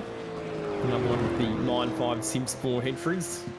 Not running a livery on it. I suppose all black is kind of appropriate considering that Dylan Rudd's a Kiwi. I would have thought they would have had a livery for this weekend. Maybe they'll roll out with something tomorrow. Yeah, I'm just watching. I think they're just trying to find. Oh, he was quick through sector 2, 2/10 per second quicker almost than Madison Down through the second sector. Pretty much matched what Luke Rosella did earlier on, but we saw that Madison Down was mega in the final sector coming down Conrod Straight. A little bit wide at McPhillamy Park, dropping the right wheels over that curve. Not quite as big a moment as what we saw earlier on from, I think it was Dylan O'Shea, but still pushing on pretty hard down into Forest Elbow. He was quick through sector number 3 as well. Lost a bit of time though in sector number 4, lost a couple of tenths to Madison Down. So at the moment you'd probably say that this lap's going to put him somewhere around second or third out of the cars that have run so far, depending on how well he goes down Conrod Straight and through the chase into Murray's Corner. Yeah, lost 3/10 down Conrod. So that says to me they may have a little bit more wing on this thing, trying to maximise that speed across the top, potential to overheat the tyres. He's looking for drive, and this isn't going to be quick enough. So that says to me that lap time from Madison Down, that is exceptionally quick. I think that might be a marker that's good enough for a top 5 lap time. So P3 for Dylan Rudd, behind Madison Down and behind Luke Rosella.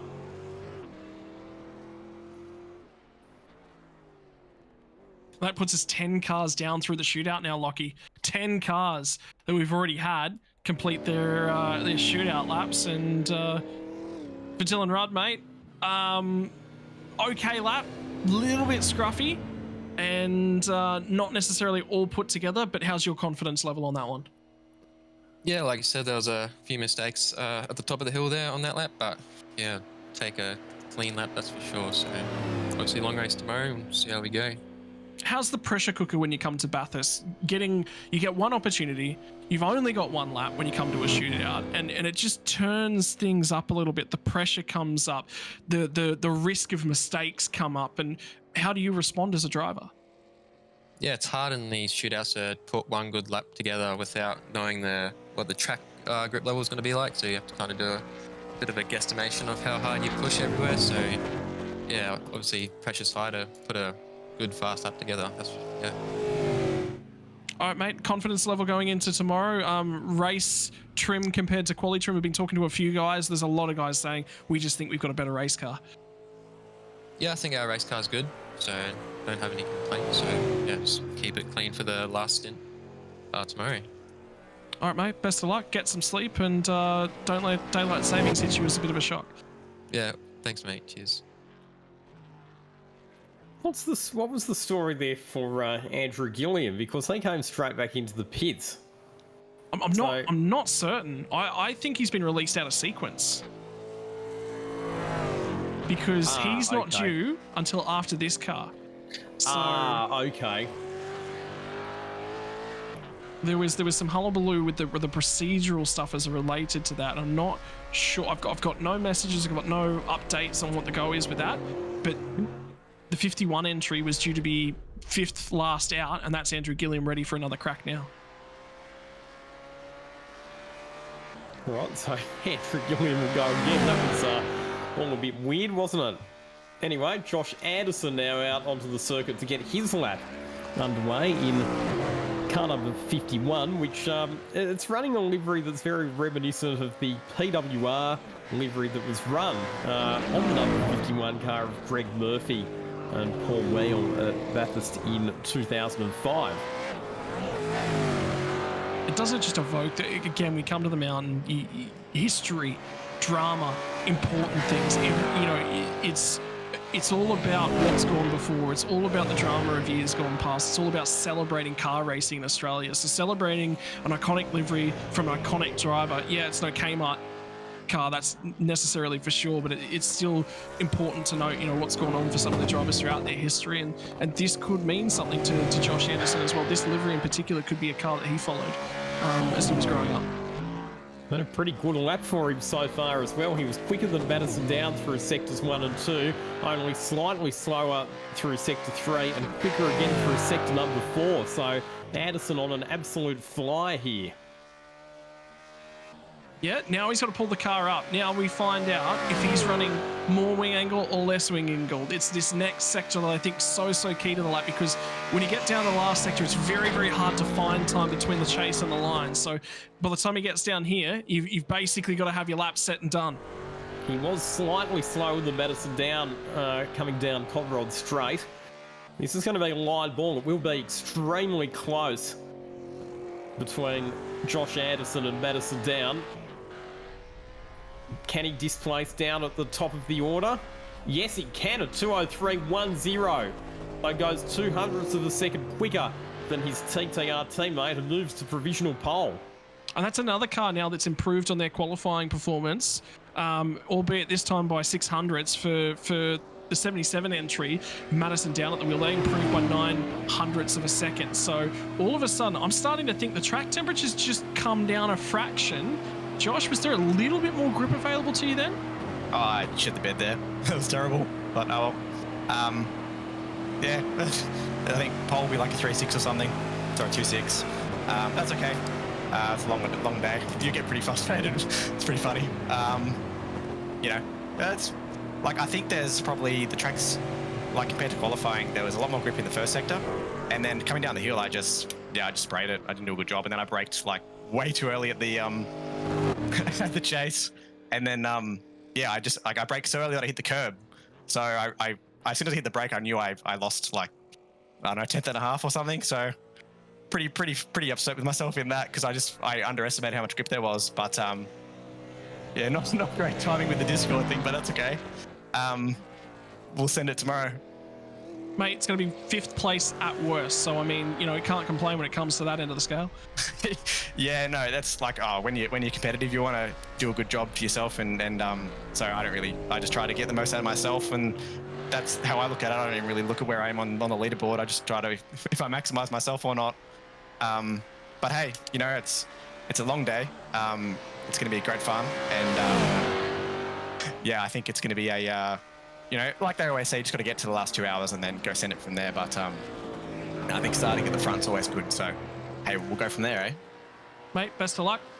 Reasonable no qualifying performance. It may not meet your expectations, but it's good enough for now in terms of the grid. So yeah, 100%, easy as. We'll go racing. All right, Josh Anderson, 51 entry, and now it is finally time for the 201 entry of Andrew Gilliam, partnered by James Golding tomorrow as well. That'll be interesting to keep half an eye on. And for them, not the best stand-down performance, so they'll be looking to change things up tomorrow. Oh, that's the wall. So he was about a 10th slower than Josh Anderson through Sector 1, but he was then about a 10th quicker than Josh Anderson through Sector 2. And through Sector 3, he's a few hundredths slower. So overall, both are a fraction slower than Josh Anderson has been. And yeah, brushing the wall there will not have helped his cause. He's managed to rescue it and at least keep that car going. It looks like it's just brushed it. He's got away with it. You know, think back to what Andrew Gilliam was going through his head, and I think the other side of things from the 51 entries perspective is that the last time they put their foot on the brake at the chase, they were in a big queue. They had a lot more head of steam. The track temperatures come down a little bit. And that drafting obviously wasn't quite the same. So, you know, a little bit of difference in that and misjudged things. But for Gilliam, I think he's doing okay. I think it's going to be good enough for the top 3 thus far. Good enough for the top 3, but possibly not quite good enough for position number 1. No, I'm wrong. It is good enough. 2:03.001. Don't you like being wrong as a commentator sometimes? He gained almost 2 tenths in the last sector, so he's run through the chase and through Murray's corner was extraordinary. Well, there's all that time that that Josh Anderson was talking about through the chase. So that pretty much confirms it now. If you want pole, you're probably going to have to do a 2:02, and we've got 3 cars still left to run. In terms of things there, Andrew Gilliam, 2:03.001, 0.02 of a second run separated you between being a 2:03 lap time and a 2:02 lap time. Confidence on that lap, given how scruffy it was across the top. Oh man, I threw away a brilliant lap. Everything else was beautiful, so expect James Scott to probably do a 7, to be honest. Like, I threw away a lot of time. I hit the wall with a bit of understeer, exiting the grate, and then yeah, went 4 wheels in the dirt across the top. So I'm happy to at least hold my position. We were guaranteed second row on the grid at least, so that's pretty good. Good to get out of yeah, ahead of the top 10 and keep out of trouble for the start. In terms of forgetting Sandown, I'm assuming tomorrow the goal is forget Sandown, get your head down and get busy in terms of Bathurst. The endurance season not gone the way you wanted thus far. Yeah, I was really crook at Sandown too, which didn't help. So yeah, health is a lot better. My pace feels really good. Like, there's so much potential in this car. I just didn't hook the lap up during this top 10 shootout. But yeah, nah, bring on tomorrow. I'm really excited. Mate, best of luck, and now sit back and watch 2 more laps coming your way. Copy that. Thanks, guys. And we're watching Jake Burton at the moment. He was almost a 10th up on Andrew Gilliam through the first sector, but about half a 10th down through sector number 2, and it looks a little bit loose coming down through the metal grade at Sulman Park as well. And have a look at the left-hand side of that car, because that was in the fence as they went up and underneath the tree. Not 100%. I don't think he'll be 100% happy with how that went through the S's, but it was quite close, so he won't lose a huge amount of time. But can he find it in these last 2 sectors? And it's all going to come down to these last 2 sectors, because at the moment it's very close between him and Andrew Gilliam on cumulative sector times. And we saw that Andrew Gilliam was very good. So despite the fact that Gilliam wasn't great over the top with the brushing the wall and then having all 4 wheels off the road of McPhillamy, he's the fastest that we've seen so far through the final sector. He was very, very quick through the chase and Murray's corner. So if Burton wants pole, or provisional pole at least, he's going to have to match that. He's down a little bit for the run through Conrod Straight, so it's going to need to be an electric last sector if he's to displace Andrew Gilliam from the top spot. Down through Murray's corner, hits the apex out over the exit curve, accelerating hard up to the finish line, and only good enough for 4th. Lost some time in the final sector. It was almost 3/10, in fact, slower than Andrew Gilliam. It's a 2:03.2 for Jake Burton. Jake, you got us here in the booth. It's Scott and Lockie, mate. How are you feeling after that one? A bit disappointed, actually. The track felt really good up until the exit of the cutting, and I thought there was a bit more grip out there than what there was. So I actually tried to pull an extra gear into Reed Park and broke the car on the fence. So I just really had to limp it back from there, really. But yeah, still pointy part of the field, just probably not where we wanted to be. Mate, how bad was it up and across the top after that whack with the fence? Because it was not a light touch of the fence. We looked at it and went, oh, maybe he's gotten away with it, but obviously there's a little bit more suspension damage lurking beneath the waters then. It wasn't atrocious. Like, it still had plenty of top end and that sort of thing. It just, just made it a bit nervous. And I had a bit of a slide after it as well, which probably cooked the rear tyres a bit. So, like, we're not talking half a second. I probably only had a 0.0 in me anyway, but yeah, just a bit disappointing. Mate, in terms of things tomorrow, that obviously stouts you. Instead of being front row, that's a few rows further back. Does that change the mindset on the run down to South Hill Corner tomorrow? Not really. It's a 1,000k race. I think the first half will just be just trying to keep the nose clean anyway. So, and as I say, we're still at the front. We're still going to be in the top 6 or 7 cars. So, still not a bad outcome. Mate, congratulations on the lap. Unlucky in the shootout, but 1,000 kilometres tomorrow to make it up. Thanks, guys. All of the drivers are very self-critical, aren't they? I don't think we've spoken to a driver yet, Scott, who's been happy with their performance in this shootout. Well, changing conditions, I think, Lockie. I think that's the biggest thing. The fact that the weather has come down that couple of degrees, and the big thing, I think, for me has been drivers running in dirty air versus clean air. So the grip levels changed quite massively. For Brady Myers, he's got some history with this place. He loves it around here. He's got pace. He's looking comfortable. He's looking confident, and there was a correction there, and I don't think he'll be happy with that. And we hear them talk about rear tyres, conserve those rear tyres, look after them. That thing is wiggling like you wouldn't believe. However, he has been quick. He was very quick through sector 1. Fastest time that we've seen out of anyone through the first sector. Second fastest time that we've seen out of anyone through the second sector. second only to Andrew Gilliam, and up by 0.03 of a second on Gilliam through sector number 3. So this is a good lap so far for Brady Myers. This is going to threaten right at the top of the timesheets. He's quicker again than Andrew Gilliam through sector number 4. So stringing together a very, very nice lap is Brady Myers. Well, I don't know. Is this going to be quick enough for the front row of the grid at the moment? I don't. It's close. I don't necessarily think it's all out there, and I don't necessarily think it's good enough to be that 2127 that everyone was sort of talking about as that magic number. Right now, the track hasn't come to him, and I just think that thing was twitching the whole way across the top. I think the rear tyres are gone on him. I don't think this is front row potential. Well, it's still quicker than Andrew Gilliam, and that's the driver that he needs to out-qualify to be guaranteed of a front row start. It all comes down to this last sector where Andrew Gilliam was so quick. Have we got our first 2:02 lap time? And the answer to that question is no. 2:03.079, so lost out in the last sector. Just goes to show how good Andrew Gilliam was in that final sector of the lap. And for someone who is was so disappointed in his lap and said that he threw away a brilliant lap, well, it's not that bad, Andrew, because, mate, you are guaranteed a front row start tomorrow. Well, that's it. That is our qualifying session done. That is everyone done. So Andrew Gilliam, after being... Oh, sorry, my apologies. We've got one more car. My apologies. We already looked at that through the grid. You make mistakes at the moment. Brady Myers, couple mistakes there. It's good enough for P2 at the moment. It's good enough for P1 at the moment. I don't know. See, now I'm losing it. It's too late at night. Good enough for P2 at the moment. Do you think that's good enough for a front row start for tomorrow?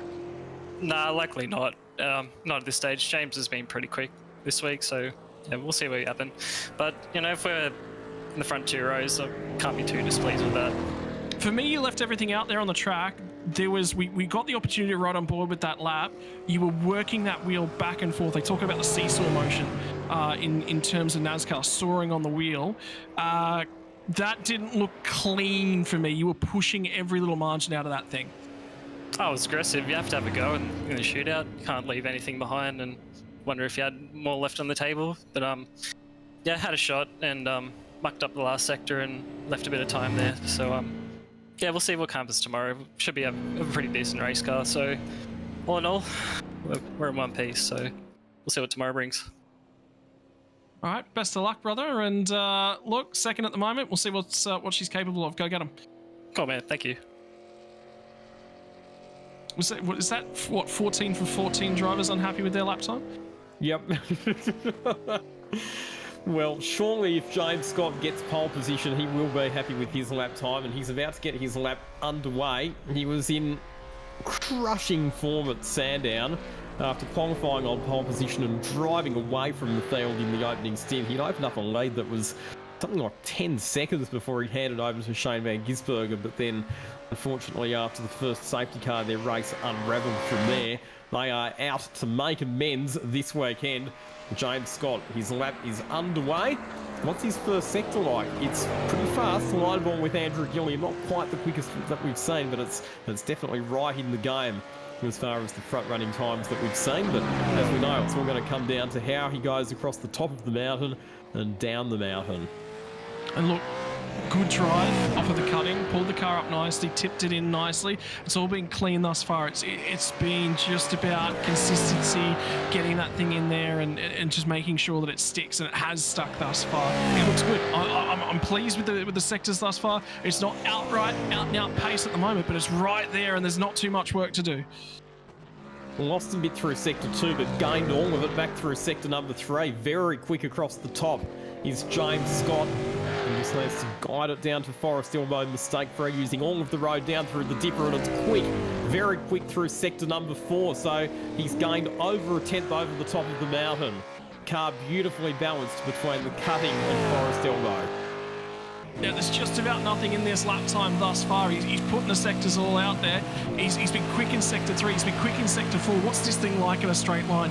Does he pull it up nice and cleanly? There's been a couple different lines where we get here to the king. Some of them taking a little bit more curve than the others, and that one was clean.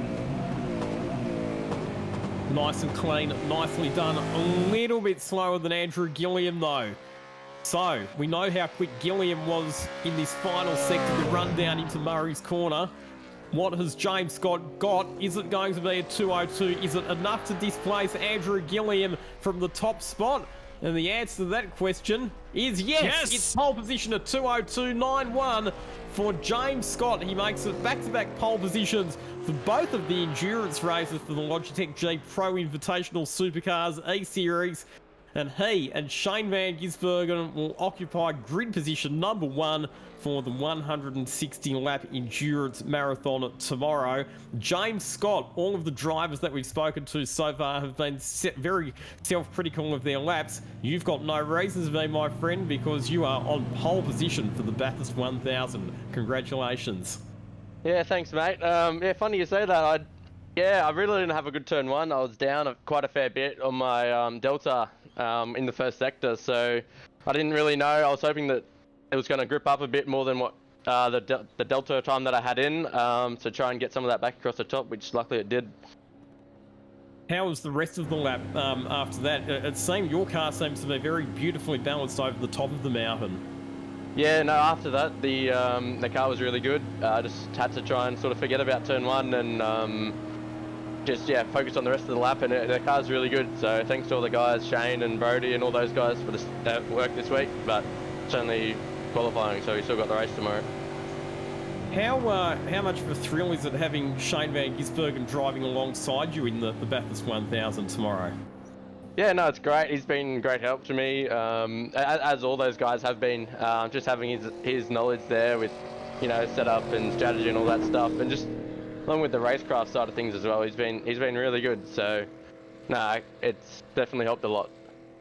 Sandown, we saw that you were very quick in the first stint, but things unravelled a bit later on. How are you going to attack the race tomorrow? Yeah, hopefully just try and, sort of lead from the front. We'll have to do some work on the strategy tonight about who's going to start or whatever else, but, it's a long race and anything could happen. So, just have to try and keep our nose clean and see where we end up at the end. So I've got Scott Rankin in the commentary box with me as well. Did you have any questions for James there, Scott?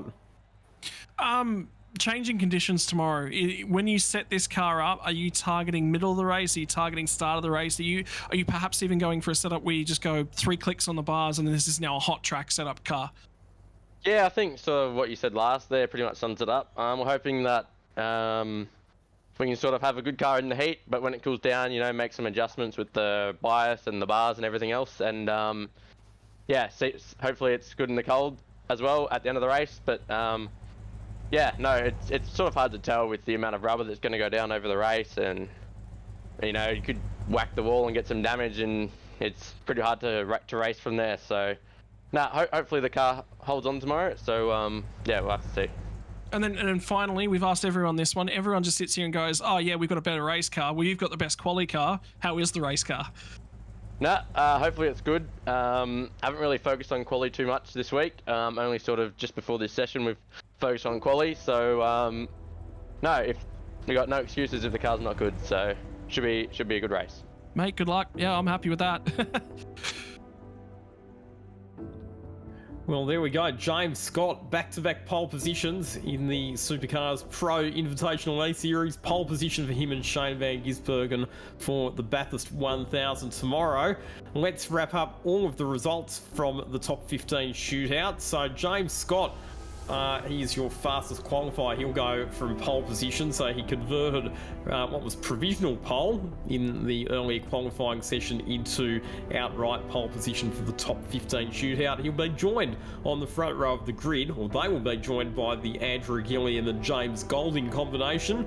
It'll be up to the teams to decide who starts the race in their respective cars tomorrow. Brady Myers and Ethan Warren will go from grid position 3. Josh Anderson, he'll line up out of grid position number 4 in the Trans-Tasman Racing number 51 car with that retro livery on it. Madison Down and Corey Shepherd out of grid position 5. Jake Burton and Andre Heimgartner starting out of grid position number 6.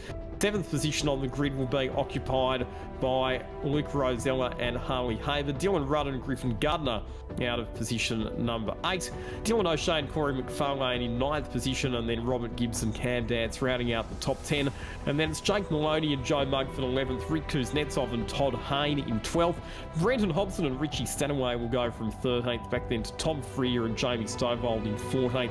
And the final car that ran in the top 15 shootout, and the car of Ethan Grigolt and Ian Ford will line up out of grid position at number 15 after that mistake for Ethan Grigolt, where it was a few mistakes and losing the rear tyres, which resulted in that car setting the slowest lap in the top 15 shootout. Overall thoughts, Scott, before we sign off? Yeah, obviously there was a lot of risk taking during that qualifying period, and I think you're going to see that pulled back tomorrow. Critical markers when everyone sits down and does their strategy markers are, you've got to get 54 laps out of a co-driver. 2 stints is either going to be 46 or 48 laps. Might get 50 laps out of 2 stints if you're doing some really sort of excessive fuel saving. I just don't think you can get it out of 2 stints. So 3 stints for the drivers. Where do the safety cars fall? 100% safety car possibility from me. I think that's the critical factor. And in terms of things, Lockie, it's Bathurst, mate. You've got to.